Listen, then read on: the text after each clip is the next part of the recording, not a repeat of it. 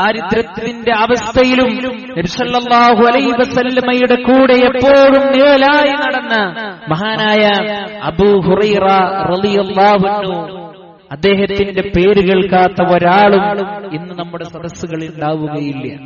നോക്കിയേ നിങ്ങൾ, മഹാനായ റസൂലുള്ളാഹി സ്വല്ലല്ലാഹു അലൈഹി വസല്ലമയുടെ അടുക്കൽ നിന്ന് ദീന് പഠിക്കുവാനും കേൾക്കുവാനും അദ്ദേഹം കാണിച്ച ആ ഒരു താല്പര്യവും പരിശ്രമവും കൊണ്ട് അദ്ദേഹം നേടിയെടുത്ത നന്മകൾ എത്രയാണ് പ്രിയപ്പെട്ടവരെ. മഹാനായ റസൂലുള്ളാഹി സ്വല്ലല്ലാഹു അലൈഹി വസല്ലമ അദ്ദേഹത്തിന് ഇട്ട പേരാണ് പ്രിയപ്പെട്ടവരെ അബൂ ഹുറൈറ, പൂച്ചക്കുട്ടിയുടെ പിതാവ് എന്നാണ് അതിന്റെ അർത്ഥം.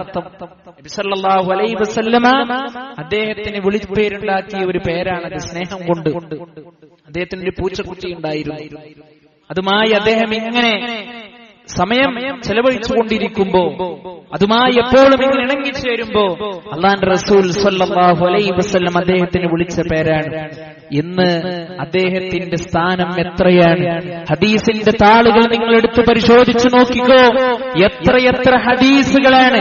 അൻ അബീ ഹുറൈറ റളിയല്ലാഹു അൻഹു ഖാല ഖാല റസൂലുള്ളാഹി സ്വല്ലല്ലാഹു അലൈഹി വസല്ലം